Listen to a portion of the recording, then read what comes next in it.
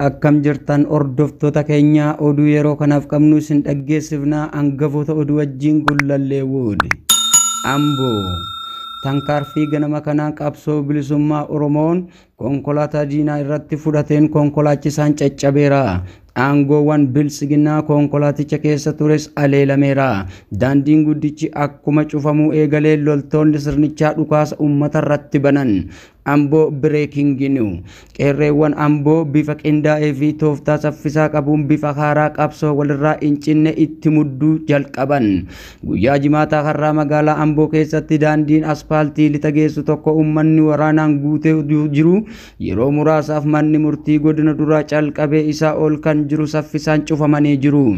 Humni waraanaa ariitiin itti bubbisee bansiiseera. Kana booda yeroo labsiin qeerroo daandii cufuu fi gabaa lagannaa warreen labsii qeerroo tuffatanii mootummaa irraa qarshii fudhatanii geejjibaa fi mana daldalaa cufuu diddan maqaa galmeessuuf tankaarfii manatti qeerroo ni fudhata.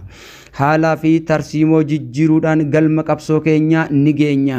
Injifannoo onkololeessa 16/2020 Ambootti qeerroon konkolaataa 4 irratti tankaarfii yommuu fudhatu jimaata immoo HAO'n shuggee diinaa tokko ajjeesee 3 madoo taasiseera. Injifannoo woboo zoonii lixaa onkololeessa 16/2020 gootichi waraana bilisummaa Oromoo godina Wallaggaa lixaa keessa socho'u guyyaa har'aa waraana maafiyaa PP maqaa sakattaa woboon bobbaate ona gimbiitti tankaarfii hattee hidhee fudhateen du'a madoo ishee adabuun injifannoo boonsaa galmeessee jira. IUF madaan madaa suphee dirree xiyyaaraa qeerroon dirree xiyyaaraa konkolaataa lakkoofsa 41 gubee jira. Qeerroon dirree xiyyaaraa jabaadhaa qabsoo itti muddaa bulchaa aanaa keessanii kanas kun isaaf akeekkachiisa lubbuunsaa hin baatu konkolaataa kaleessa gubate kunis maqaa kan waajjira fayyaati malee bulchatu kan waajjira paartii godhatee ittiin qeerroo adamsaa jira. Kanaaf baga gubate itti muddisiin jedha uummanni Oromoo bal'aan.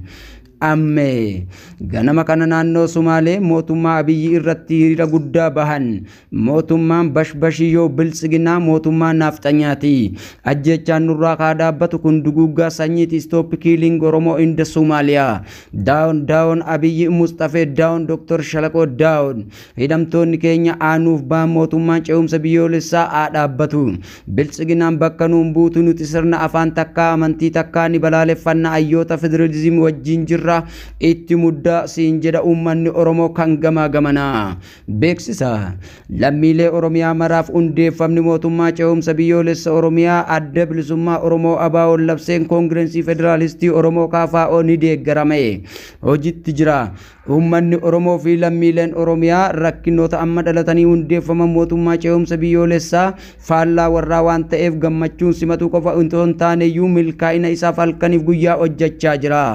Kanaaf caasaan mootummaa duraanii keessatti hirmaatan warri turun kaadiree fi dirqama bilisiginaa mootummaa naannoo Oromiyaa keessatti qooda fudhatan kanneen tura hojii lakkisuu hundeeffama mootummaa ce'umsa biyyoolessa Oromiyaa deeggaraa jiru. Namoota kanaan kan gandaa hanga onaa fi godinaatti magaalaa galmeessaa waan jiruuf warri hanga ammaatti sochii hin eegalin daddaffiin koottaa galmaa jechuun dhaaman. Yeroon kun yeroo Oromoo murteessaa ta'uu beektanii adeemsa seenaa qabeessa kana keessatti hirmaachuun gara ummata keessanii akka gortan dhaaman. Akeekkachiisa Naqamtee dargaggootiin qarshiin bitamte sun borii maqaa magaalaa qulqulleessuu jedhuun qophii hiriira deeggarsa maafiyaa PP gochaa jirtu tankaarfii sirratti fudhatamuuf kan itti gaafatamummaa mataa keetii. Hundi kee maqaan kee nu harka jira gatii kee inni argatta. Qeerroonis shira kana fashaleessuu qaba. Wallagga lixaa aanaa Bojjii Coqorsaa irraa gandooleen aanaa kan jalatti argaman keessaa waraanni goolessituu Koloneel Abiyyi Ahmadiin ummata Oromoo duguuguu bobbaafamte woboo of fakkeessuudhaan rifeensa namtolchee wiigii matatti godhattee bosona keessa socho'aa waan jirtuuf ummanni keenya akka hin gowwoomne. Injifannoo uummata Oromoo maqaa hidhamtoota Oromoo amma Qilintoo jiranii yakka tokko malee Oromummaa isaanii qofaaf yakkaman Kiisii Qixxummaa Amaanu'eel Ijjiguu Amaanu'eel Beekaa Geetahuun Taammanee Abbabaa Maammoo Caalaa Baay'isaa, Fiqiruu Dasee, Fayyeeraa Mokkonnan, Toleeraa Aagaa, Lalisaa Fiqaaduu, Malkoo Wirtuu, Daawit Lammeessaa Taakkalaa, Biqilaa Damee, Biqilaa Garbaa, Chaarinnat Tafarraa, Abdii Dafaa, Wadaajoo Maammoo, Ungulaa Boggaalee, Gadaa Roobaa, Bilisummaa Amaan, Dorombos Cuqqoo, Abdii Dirribaa, Lalisaa Guddataa, Daraaraa Guyyoo, Waggaarii Badhaasaa, Yoomiif Seeyfuu, Mowaa Abdiisaa, Profeesar Bayyanee Ruddaa, Taakkaleny Mardaasaa, Ifreem Iyyaasuu, Abashir Kadiir, Ifreem Galataa, Yaazoo Kabbabaa, Abdii Kumasaa, Farajjaa Geetaachoo, Bulchiinsaa Falmataa Aabbuu, Yaadasaa Yooseffaa, Burqaa Kumarraa, Firaa'ol Indaaluu, Abdii Boggaalee, Ijjoo Fiixee, Damee Baacaa, Ammaa Baay'isaa, Taarikuu Abdiisaa, Tafarii Garboshee, Muhammad Hiisaa, Gaaddisaa Nagaasaa, Addunyaa Keessoo, Kaayyoo Fuufaa, Margaa Guutaa, Gadaa Bultii. Ilmaan Oromoo mana hidhaa keessatti dararamaa jiran lakkoofsaan hanga ammaatti kan himne kun namoota 54.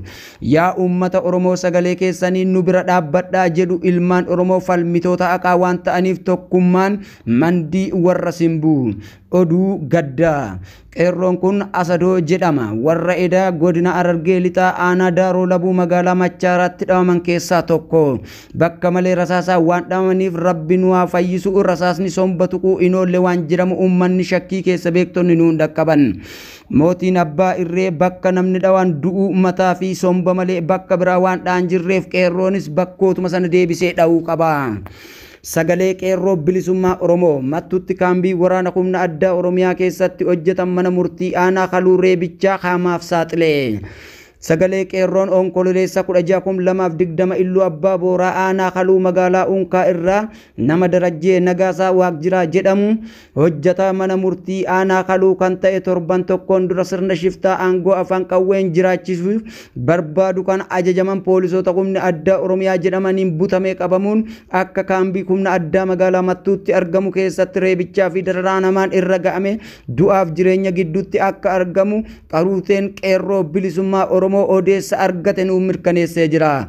Ilmaan Oromoo manneen hidhaa adda addaa keessatti dararaamaaf saaxilamaaf du'aa fi jireenya gidduutti argaman lakkoofsaan hedduu ta'us gabaasa yeroo irraa argannu yerootti nu qaqqabu isiniif ifa gochuun nurratti dirqama. Jawaar Muhammad qeeqa deeggartoota isaa fi jibbitoota isaa irratti itti kahuun ilaalchisee maal jedhe kan jedhu gaafii fi deebii afgaafii ahaduu miidiyaa waliin godhe irratti akkas jedhee ture. Uummanni biyya keenyaa namoota akka kiyyaa beekamtii qabanii fi dhageettii qaban waan barbaadan jechuun arrabsuu balaaleffachuu mirga guutuu qabu. Namni hooggansa isaatiif kana kan laallame walumaa galatti namni hooggansa uummata keessa seenee kan fuula uummataa dura dhaabbatee qeeqee arrabsoo sodaatuu fi jibbuu mirga hin qabu. Arrabsuun qeequu fi balaaleffachuun qaama ijaarsa diimokiraasii keessaa tokko waan ta'eef sirriidha uummanni itti fufuu qaba jedheen amana. Namni 10 yoo na arrabse namni 10 kan biraa immoo na deeggaruu mala. Namoota na arrabsan 10 mana hidhaa galchee deeggartoota kiyya wajjin dhiichisuun Itoophiyaa ajjeesuudha. Hooggansa arrabsuun qeequun maqaa balleessuun mirga diimokiraasii wanti beekamu qabu seera qabeessaas miti. Hooggansaa fi nama dhuunfaa jidduutti garaagarummaan jiran yoo namni arrabsame nama dhuunfaa ta'ee himachuu ni dandeenya haa ta'u malee hooggansi mootummaa hooggantootii paartii siyaasaa maqaa na balleessan jedhanii himachuun hin danda'a. Sababni immoo kun amala hojichaa waan ta'eef Free Political Prisoners Oromoo. Namtichi saayintistaa waaqidhaa irraa hiikaa siyaasaa irraa baradhaan dhaamsa kiyya kan jedhu uummata Oromoo ilaalchisa. Mirgi afaan qawween sarbame afaanuma qawween deebiin isaa. Waa'een qabsoo Oromoo yeroo ka'u yaadota wal falmisiisoo hedduutu uumama. Sabni Oromoo biyya Itoophiyaa jedhamtu kana jaallatee filatee fudhatee kan koo jedhee itti boonee hin beeku. Maaliif yoo jenne biyya Itoophiyaan kun gaafuma ijaarsa Oromoof Oromummaa cabsu ijaaramte. Biyya Oromiyaa keessa jedhamtu bakka hedduutu daangaa ishee kukkutuun alagaaf kennanii hundeessan. Daangaan Itoophiyaa amma utuu hin sararamin fuula dura daangaa Oromiyaa Keeniyaatti hanga Suudaan Jibuutii hanga Eertiraatti diriiree argamu ture. Haarayyuu uummanni Oromoo fedhii isaa malee jaalala Itoophiyummaa fudhadhu jedhame wagga'ama jira. Waraana Oromootti labsame kana sirna dhuunfaa darbaa keessatti ajjeefaman hidhamaan biyya ari'amaa har'a gaheera. Walumaa galatti balbaloomina oduu kanaa deddeebisnee kan isin biraan geenyu gullallee wudirraa gamanumaan oduu baarii isin hin jenna. Like, share, subscribe gochuun nu cinaa dhaabbadha. Like, share, subscribe.